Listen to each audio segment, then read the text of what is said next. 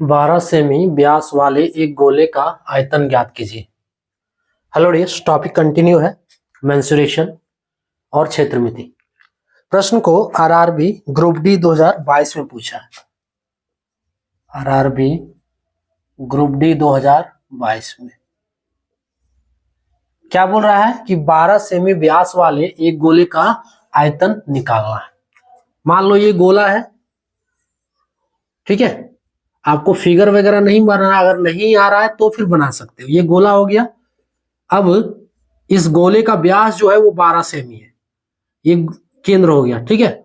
अब व्यास कौन हुआ? सबसे बड़ी जीवा, या फिर दूसरे तरीके से कहो कि जो केंद्र से होकर पास होता है, तो ये व्यास हो गया। इसका वैल्यू कितना है? 12 सेमी। ये 12 सेमी है। हमको इसका आयतन निकालना है।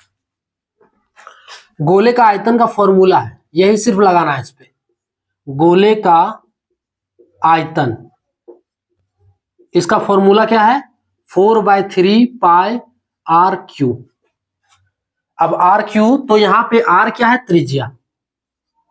आर क्या है? त्रिज्या। त्रिज्या कौन वाला है? देखो, केंद्र से जो परिधि तक का दूरी है, ये वाला त्रिज्या। यानी कि इससे स्पष्ट दिख रहा है कि व्यास का आधा है ना। ये हो गया व्यास डी, और ये हो गया त्रिज्या आर, है ना। ये व्यास हो गया डी और ये हो गया त्रिज्या आर। अब देखो, स्पष्ट पता चल रहा है कि जो व्यास है, व्यास का आधा है त्रिज्या। तो अगर यहां से हम त्रिज्या निकालें, आर बराबर हो जाएगा d/2 होगा। व्यास का आधा, डी का वैल्यू कितना है? 12 सेमी है, तो 12/2 बराबर 6 सेमी। सो आर का वैल्यू हमको कितना मिल गया? 6 सेमी मिल गया। अब आर डाल सकते हो, इज इक्वल्स टू 4/3 पाई। पाई का वैल्यू 22/7 होता है, लेकिन यहां लेना नहीं, क्योंकि देखो यहाँ ऑप्शंस है, वो सारे ऑप्शंस में पाई लगा हुआ है, तो पाई को रखना नहीं है, पाई को पाई ही रहने देंगे। गुने आर क्यूब, यानी कि आर क्यूब 6 का क्यूब बराबर 4/3 पाई गुने 6 क्यूब, यानी कि 6 को 3 बार लिखना है गुना के रूप में, 3 दूनी 6। क्लियर?